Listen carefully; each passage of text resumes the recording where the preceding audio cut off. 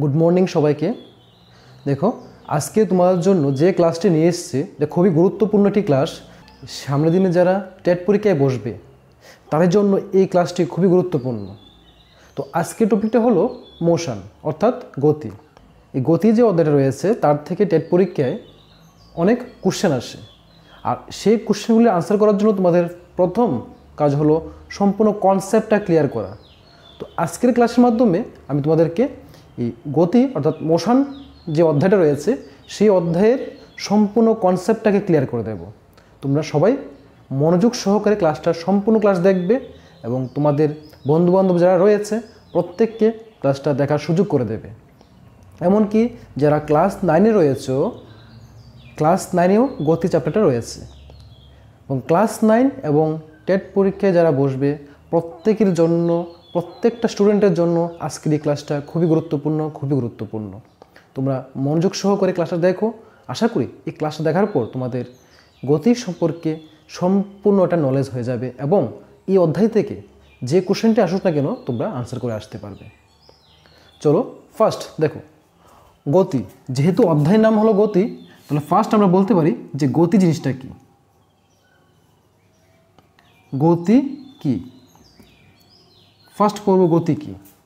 গতি বলতে আমরা কি বুঝি একদম সহজ ভাষায় আমি আজকে ক্লাসটা করে দেব। কোনো কিছু মুখস্থ করা দরকার নেই, শুধু আমার কথাগুলি মনোযোগ দিয়ে শোনো, তাহলে তোমাদের এই অধ্যায়ের প্রত্যেকটা কোশ্চেন তোমরা সলভ করতে পারবে। First, what do mean by motion. Motion বলতে আমরা কি বুঝি বা গতি বলতে আমরা কি বুঝি? দেখো, এই যে মার্কারটা আমার হাতে রয়েছে, যদি আমি ঠিক সেইভাবে ধরে রাখি 1 মিনিট, 2 মিনিট, 3 মিনিট, 4 মিনিট, তাহলে সে এই জায়গাতেই থাকবে। তার মানে আমরা কি বুঝতে পারছি? সময় তো চলে যাচ্ছে, কিন্তু সময়ের রেফারেন্সে সেই বস্তুর অবস্থানের কোনো পরিবর্তন হচ্ছে না।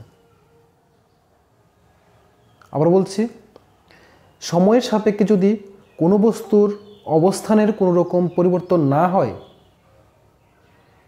সেই বস্তুকে বলা হয় স্থিতিশীল বস্তু। আর যদি সময়ের সাপেক্ষে কোনো বস্তুর অবস্থানের পরিবর্তন হয়ে যায় তাকে বলা হয় গতিশীল বস্তু। ক্লিয়ার? তাহলে আমরা কী বুঝতে পারলাম? গতি এবং স্থিতি। 2 নম্বর আসলো স্থিতি।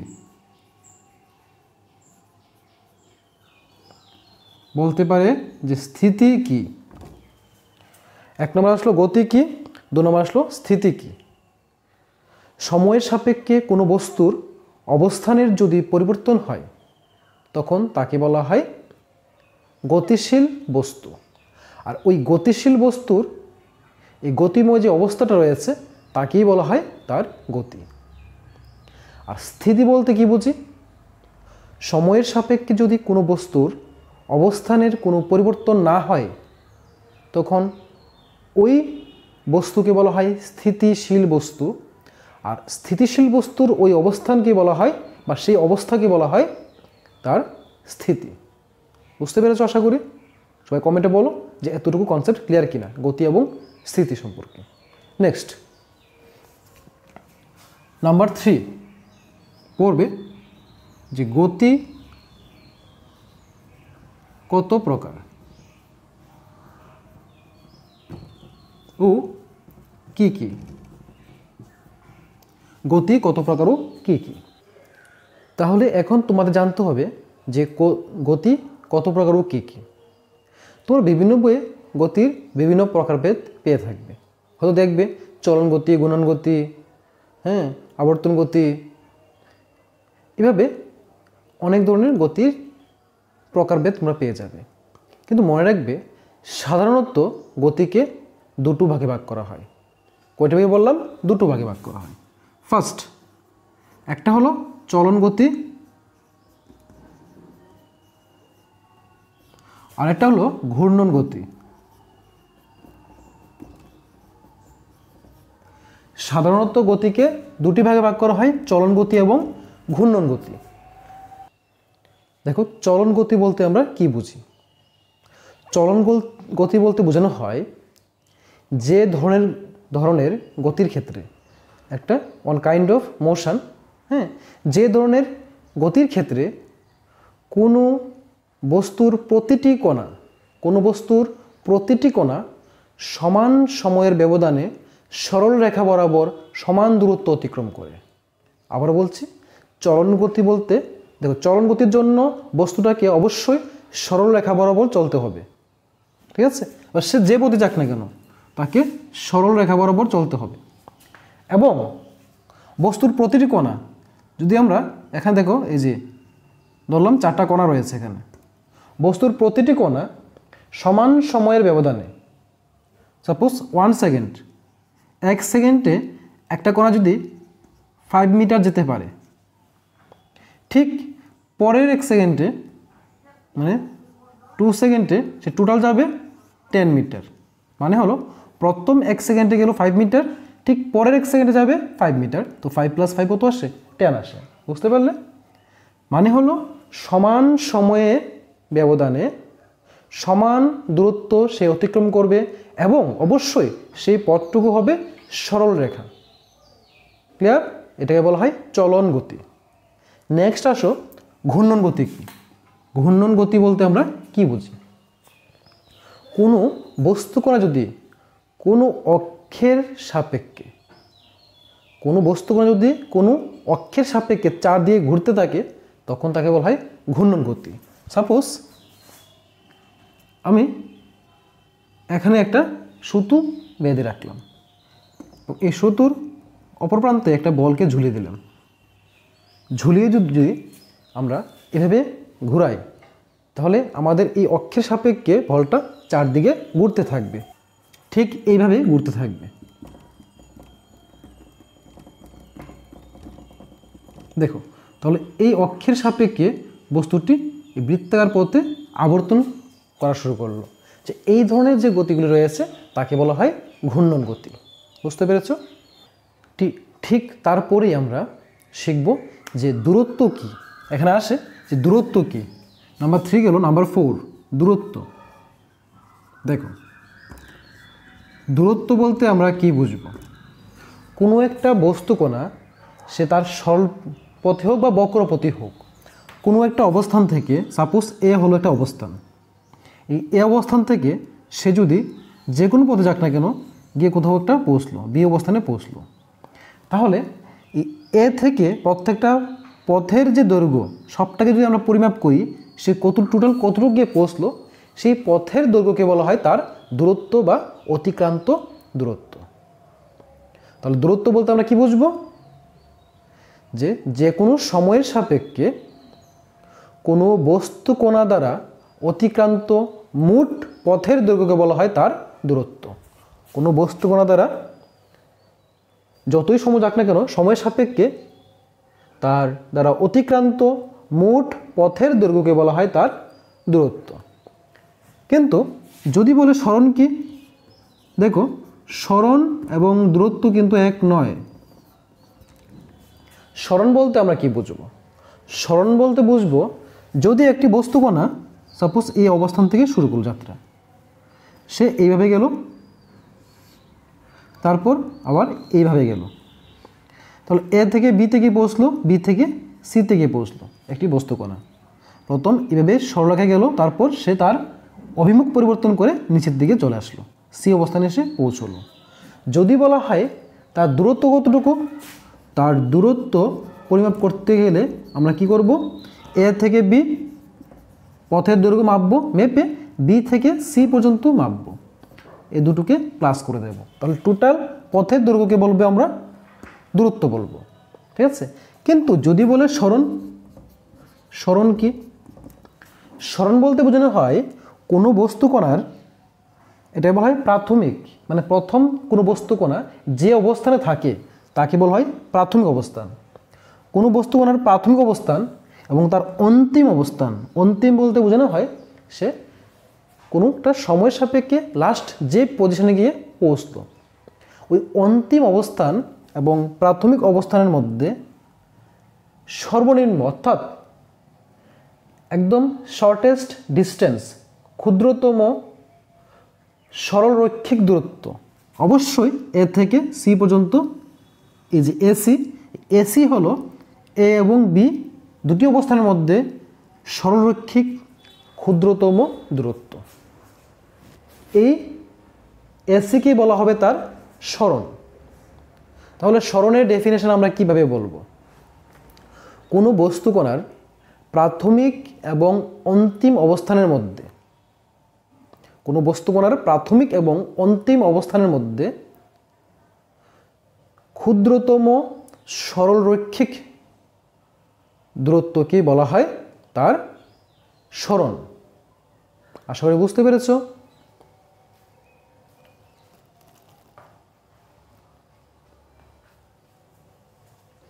তাহলে দেখো, যদি একটি বস্তুকণার এ থেকে বিতে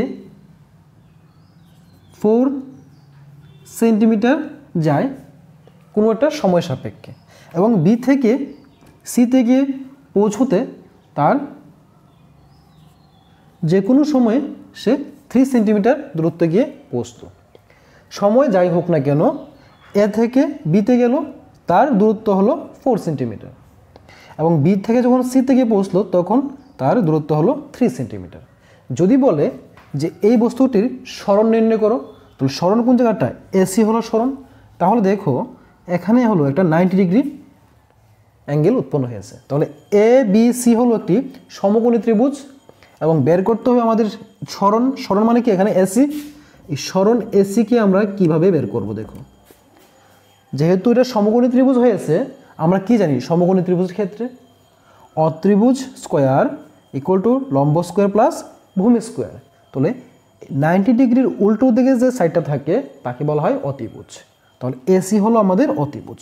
তাহলে এসি বের করব, আর এসি মানেই তো হল কি? সরণ। AC equal to root over লম্ব স্কোয়ার প্লাস ভূমি স্কোয়ার, অর্থাৎ BC square plus AB square, BC square plus AB square equal to BC হলো 3, তো লিখতে পারি 3 স্কোয়ার প্লাস এবি হলো 4, 4 স্কোয়ার ইকুয়াল টু 3 3 যা হয় 9 প্লাস 4 4 যা 16 ইকুয়াল টু আসলো 25। আর 25কে রূপতে বাংলা কত আসে? 5 আসে। পেয়ে গেলাম কি? 5 সেন্টিমিটার। যদি বলে যে এই বস্তুটির সরণ কত, আমরা কি বলবো? যে বস্তুটির সরণ হলো 5 সেন্টিমিটার। এইভাবে তোমাদের শর্ট কোশ্চেন আসতে পারে। ক্লাস 9-এ যারা পড়ছো তাদেরও আসতে পারে, যারা টেট পরীক্ষায় বসবে তাদের জন্য খুবই ইম্পর্টেন্ট। বলতে পারে কোনো একটি বস্তুকণার প্রাথমিক অবস্থায় সে যে কোনো একটা দূরত্ব দিয়ে বলবে ওই দূরত্ব অতিক্রম করেছে, এবং পরবর্তী এতটুকু সময়ের মধ্যে নেক্সট আরেকটা রিডিং দেবে, বলবে এতটুকু দূরত্ব অতিক্রম করেছে। তো তাদের মধ্যে বলবে সরণ নির্ণয় করতে। তো সরণ আমরা কীভাবে করব? যে প্রাথমিক অবস্থান এবং অন্তিম অবস্থানের মধ্যবর্তী একদম ক্ষুদ্রতম সরল রৈখিক দূরত্বই হলো তার সরণ। তাহলে দূরত্ব বুঝতে পারলাম এবং সরণ বুঝতে পারলাম। দূরত্ব এবং সরণের পরে আসবে বেগ। কারণ আমরা বলি যে গতি বেগ। বেগ কি? নাম্বার 6, তোমাদের বুঝতে হবে যে বেগ বলতে আমরা কি বুঝি। বেগ বলতে আমরা কি বুঝব? একক সময়ে কোনো বস্তুকণা কোনো নির্দিষ্ট দিকে যে দূরত্ব অতিক্রম করে সেটি হলো তার বেগ। অর্থাৎ সময়ের সাপেক্ষে কোনো বস্তুকণা যে দূরত্ব অতিক্রম করবে সেটা হলো তার বেগ। আমরা বলি না যে এরকম 5 কিমি/আওয়ার, যেটা গাড়ির গতিবেগ হলো 5 কিমি/আওয়ার। মানে আমরা কি বুঝছি? আমরা এটা বুঝি যে 1 ঘন্টায় সে 5 কিমি যেতে পারে।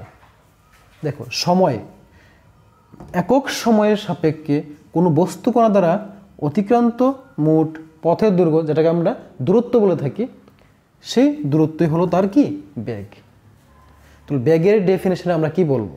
বেগের ডেফিনেশনে আমরা বলবো যে একক সময়ে কোনো বস্তুকণা দ্বারা যে কোনো নির্দিষ্ট দিকে অতিক্রান্ত দূরত্ব কি বলা হয়? তার বেগ।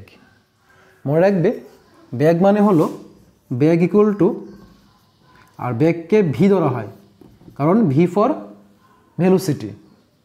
বেগ দূরত্ব বাই সময়। দূরত্বকে আমরা ডিস্টেন্স বলতে পারি অথবা সরণ, যেটাকে আমরা এস দিয়ে ডিনোট করি, এস বাই টি বা ডি বাই টি, মানে হলো ডিস্টেন্স বাই টাইম বা displacement by time. S for সরণ, যাকে বলা হয় ডিসপ্লেসমেন্ট, আর ডি ফর ডিস্টেন্স, যাকে বলা হয় দূরত্ব, বাই হবে সময়। মানে একক সময়ে কোনো বস্তুকণা একটি নির্দিষ্ট দিকে যে পরিমাণ দূরত্ব অতিক্রম করে তাকে বলা হয় তার বেগ। আর বেগ তিন রকম রয়েছে, বেগের প্রকারভেদ। বেগ রয়েছে তিন প্রকার।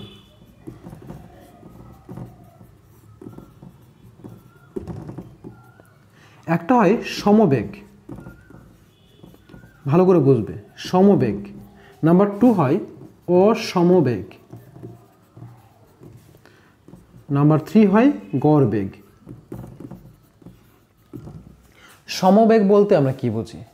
সমবেগ বলতে আমরা বুঝব কোনো বস্তুকণা সমান সময়ের ব্যবধানে সমান সমান দূরত্ব যদি অতিক্রম করে তাকে বলা হয় সমবেগ। কোনো বস্তুকণা সমান সময়ের ব্যবধানে সমান সমান দূরত্ব অতিক্রম করলে তাকে বলা হয় সমবেগ।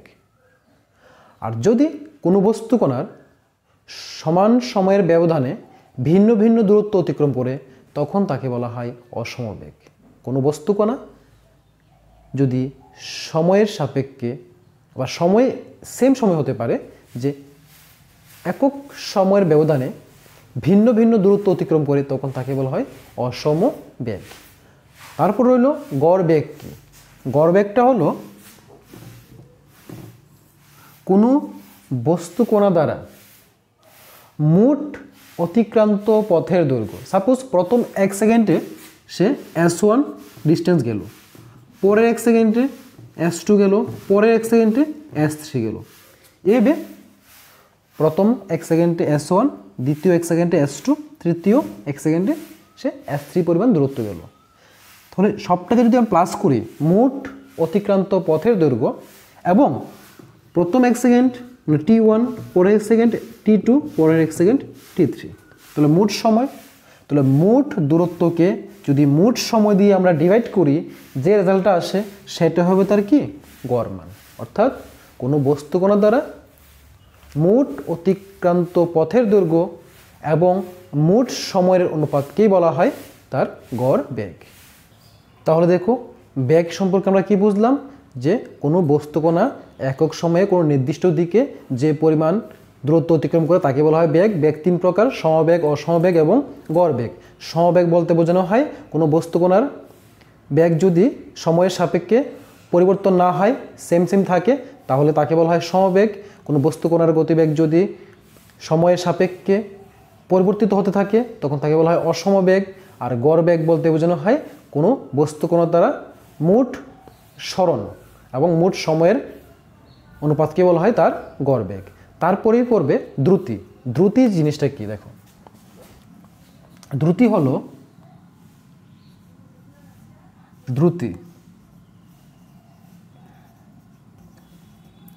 কোনো বস্তুকণা সে, দেখো লক্ষ্য করো বেগের সময় কি বলেছিলাম, কোনো বস্তুকণা দ্বারা কোন নির্দিষ্ট দিকে অতিক্রান্ত দূরত্ব যেটা সময়ের সাপেক্ষে হতে থাকবে, ওইটা ছিল কি বেগ।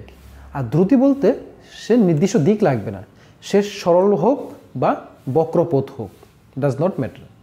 সরল বা বক্রপথে কোনো বস্তুকণা দ্বারা সময়ের সাপেক্ষে অর্থাৎ একক সময়ে অতিক্রান্ত দূরত্বকে বলা হয় তার দ্রুতি। সরল বা বক্রপথে কোনো বস্তুকণা দ্বারা একক সময়ে অতিক্রান্ত পথের দৈর্ঘ্যকে বলা হয় দ্রুতি। দ্রুতিকেও 3 ভাগে ভাগ করা যায়। দ্রুতিকেও 3 ভাগে ভাগ করা যায়। সমদ্রুতি রোমান 2, অসমদ্রুতি রোমান 3, গড় দ্রুতি। এই 3 প্রকারের দ্রুতি হয়ে থাকে। তাহলে সমদ্রুতি বলতে আমরা কি বুঝব? সমদ্রুতি বলতে বুঝব সরল বা বক্রপথে কোনো গতিশীল বস্তুকণা যদি সমান সময়ের ব্যবধানে সমান পথের দৈর্ঘ্য অতিক্রম করে তখন তাকে বলা হয় সমদ্রুতি। সমান সময়ের ব্যবধানে কোনো সরল হোক বা বক্রপথে হোক কোনো গতিশীল বস্তু করা যদি সমান পথের দৈর্ঘ্য অতিক্রম করে তাকে বলা হয় সমদ্রুতি। অসমদ্রুতি কাকে বলবো? সরল বা বক্রপথে কোনো গতিশীল বস্তু কণা সমান সময়ের ব্যবধানে যদি ভিন্ন ভিন্ন পথের দৈর্ঘ্য অতিক্রম করে তখন তাকে বলা হয় অসম দ্রুতি। গড় দ্রুতি কাকে বলবো? গড় দ্রুতি ঠিক গড় বেগের মতোই হয়। সমান সরল বা বক্রপথে, সে সরল হোক বা বক্রপথে হোক, সরল বা বক্রপথে কোনো বস্তু কণা দ্বারা মোট অতিক্রান্ত পথের দৈর্ঘ্য এবং তাকে যদি মোট সময় দিয়ে ভাগ করি তাহলে যে রেজাল্টটা পাওয়া যাবে সেটা হলো তার গড় দ্রুতি। অর্থাৎ কোনো বস্তু কণা দ্বারা সরল বা বক্রপথে অতিক্রান্ত মোট পথের দৈর্ঘ্য এবং মোট সময়ের অনুপাতকে বলা হয় তার গড় দ্রুতি। নেক্সট আরেকটা ইম্পর্টেন্ট হলো যেটা বলা হয় ত্বরণ বা মন্দন। আরেকটা পড়বে ত্বরণ বা মন্দন। দেখো ত্বরণ ও মন্দন, ত্বরণ ও মন্দন কি? দেখো ত্বরণ বলতে বোঝানো হয় সময় পরিবর্তনের সাথে সাথে কোনো বস্তু কণার ক্রমবর্ধমান বেগের পরিবর্তনকে বলা হয় তার ত্বরণ। অর্থাৎ যদি আমরা একটা গ্রাফ দিয়ে বুঝি, এটাকে যদি আমরা সময় টি ফর টাইম এবং এটাকে যদি আমরা ভি দিয়ে বুঝি, এক্স অক্ষ এবং ওয়াই অক্ষ, এই এক্স অক্ষকে যদি আমরা সময়ের সাপেক্ষে বোঝানো হয় এবং ওয়াই অক্ষকে যদি আমরা ভি মানে বেগ দিয়ে ডিনোট করি, তাহলে সময় পরিবর্তনের সাথে সাথে সাপোজ 1 2 3, এখানে 2 4 6 মানে হলো 1 ঘন্টা 2 ঘন্টা 3 ঘন্টা, মনে করো 2 কিলোমিটার 4 কিলোমিটার 6 কিলোমিটার, হ্যাঁ বেগ বোঝালো। আবার সময় পরিবর্তনের সঙ্গে সঙ্গে যদি তার বেগের মানটা ক্রমান্বয়ে বৃদ্ধি পেতে থাকে, দেখো উপর দিকে উঠছে গ্রাফটা, যে ক্রমান্বয়ে বৃদ্ধি পেতে থাকে তখন তাকে বলা হয় ত্বরণ। আর যদি সময়ের সাপেক্ষে তার বেগের মানটা ক্রমান্বয়ে হ্রাস পেতে থাকে অর্থাৎ নিচের দিকে আসতে থাকে তখন তাকে বলা হয় মন্দন। কোনো বস্তুকণা ক্রমবর্ধমান বেগ নিয়ে চললে অর্থাৎ ক্রমান্বয়ে সময়ের সাপেক্ষে তার বেগের বৃদ্ধি হলে সেই বস্তুকণার বেগকে বলা হয় ত্বরণ। আর কোনো বস্তুকণা ক্রমহ্রাসমান বেগকে বলা হয় তার মন্দন। মনে রাখবে ত্বরণ হলো ধনাত্মক এবং মন্দন হলো ঋণাত্মক, কারণ ত্বরণের সময় ক্রমান্বয়ে বৃদ্ধি পায় আর মন্দনের সময় ক্রমান্বয়ে নিচের দিকে কমতে থাকে। তাই ত্বরণকে বলা হয় ধনাত্মক এবং মন্দনকে বলা হয় ঋণাত্মক। আশা করি এতটুকু কনসেপ্ট ক্লিয়ার হয়েছে।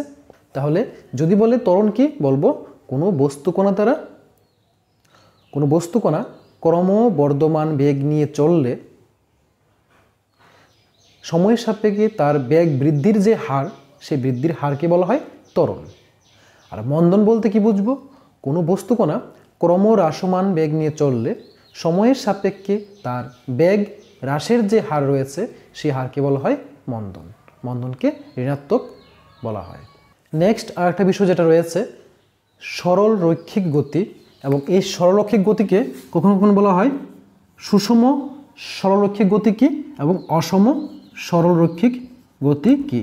সরল রৈখিক গতি কি? দেখো এই সরলরৈখিক গতিকে ভাগ করা হয় দুটো ভাগে, একটা হলো সুষম সরলরৈখিক গতি আর একটা হলো অসম সরলরৈখিক গতি। সরলরৈখিক শব্দটার মধ্যে আমাদের উত্তর রয়েছে। সরলরেখা বরাবর হবে গতিটা, কোনো বস্তুকণার গতি যদি সরলরেখা বরাবর হয় সেটাই হলো সরলরৈখিক গতি। এবং সুষম সরলরৈখিক গতি মানে কি? সুষম সরলরৈখিক গতি বলতে বোঝানো হয় কোনো বস্তুকণা যদি সমান সময়ের ব্যবধানে, সাপোজ প্রথম 1 সেকেন্ড সময় যদি সে 4 কিমি যেতে পারে এবং পরবর্তী 1 সেকেন্ডে যদি সে 4 কিমি যায়,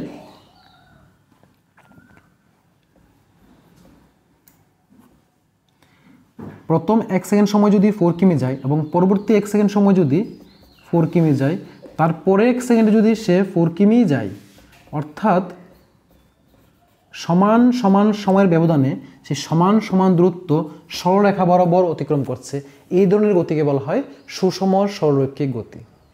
এবং অসম সরলরৈখিক গতি বলতে আমরা কি বুঝবো? সরলরেখা বরাবর যাচ্ছে বস্তুটা, প্রথম 1 সেকেন্ডে সে 4 কিমি গেল, পরবর্তী 1 সেকেন্ডে সে 5 কিমি গেল, তার পরবর্তী 1 সেকেন্ডে সে 3 কিমি গেল। দেখো এক্ষেত্রে প্রত্যেক সেকেন্ডে তার বেগের পরিবর্তন হচ্ছে, সে যাচ্ছে সরলরেখা বরাবর, তাই সরলরৈখিক গতি হবে, কিন্তু সময়ের সাপেক্ষে সমান সমান সময়ের ব্যবধানে সে সমান সমান দূরত্ব অতিক্রম করছে না। তাহলে এই ধরনের গতিকে বলা হয় অসম সরলরৈখিক গতি। তাহলে আমরা কি বুঝলাম? যে কোনো বস্তুকণা যদি সমান সময়ের ব্যবধানে সমান সমান গতিবেগ নিয়ে চলে, অর্থাৎ সমান সমান দূরত্ব অতিক্রম করে সরলরেখা বরাবর, তখন তাকে বলা হয় সুষম সরলরৈখিক গতি। আর কোনো বস্তুকণার গতি যদি সমান সময়ের ব্যবধানে ভিন্ন ভিন্ন হয়, অর্থাৎ একক সময়ে সে যদি ভিন্ন ভিন্ন দূরত্ব অতিক্রম করে, তখন ওই ধরনের গতিকে বলা হয় অসম সরলরৈখিক গতি। অবশ্যই মনে রাখবে, সরলরৈখিক মানেই হলো সরলরেখা বরাবর চলমান কোনো গতি। এতটুকু কনসেপ্ট ক্লিয়ার হয়েছে। আর লাস্ট মনে রাখবে নির্দেশতন্ত্র কি, একটা লাইন পাবে তোমরা, নির্দেশতন্ত্র। নির্দেশতন্ত্র কি? নির্দেশতন্ত্র বলতে বোঝানো হয়, সাপোজ আমি যদি বলি একটা কথা যে আমার দূরত্ব কতটুকু, তাহলে এই প্রশ্নের কোনো উত্তর কি হয়? অবশ্যই হয় না। এখন যদি আমি বলি যে আমার পাশে থাকা কোনো একটা চেয়ার বা টেবিল সাপেক্ষে বলি যে ওই টেবিল থেকে আমার দূরত্ব কত, তখন কোশ্চেনটা ঠিক আছে, তুমি দূরত্ব মাপতে পারবে। ওই টেবিল থেকে আমার পর্যন্ত যে লেংথ, ওইটা তোমরা মেপে নেবে, বলবে যে এতটুকু দূরত্ব রয়েছে। তাহলে এই যে আমার দূরত্ব আমরা মাপলাম বা তোমরা মাপলে, কার সাপেক্ষে মেপেছ? ওই টেবিলের সাপেক্ষে মেপেছ। তো যার রেফারেন্সে, যার থেকে আমরা কোনো ডিস্টেন্স মাপা শুরু করি, ওই বস্তুকে বলা হয় নির্দেশতন্ত্র। যদি বলি যে রেল স্টেশনের দূরত্ব কতটুকু, তাহলে কোন জায়গা থেকে রেল স্টেশনের দূরত্ব মাপবো আমরা? জানি না। যদি বলি যে তোমার বাড়ি থেকে রেল স্টেশনের দূরত্ব কতটুকু, তাহলে তোমার বাড়ি থেকে রেল স্টেশনের দূরত্ব মাপার জন্য ফার্স্ট কোথায়? তোমার বাড়ি। যে পয়েন্ট থেকে আমরা ডিস্টেন্স মাপা শুরু করি, ওই পয়েন্টটা, অর্থাৎ যার সাপেক্ষে আমরা ডিস্টেন্স মাপা শুরু করি, ওই তাকে বলা হয় নির্দেশতন্ত্র। এক্ষেত্রে তোমার বাড়ি হলো নির্দেশতন্ত্র। বুঝতে পেরেছ? তো এ হলো সম্পূর্ণ কনসেপ্ট, এবং পরবর্তী ক্লাসের মধ্যে এর থেকে বিভিন্ন শর্ট কোশ্চেন এবং নিউমেরিক্যালগুলি নিয়ে আলোচনা করব। ততক্ষণ সাথে থেকো। Thank you for watching.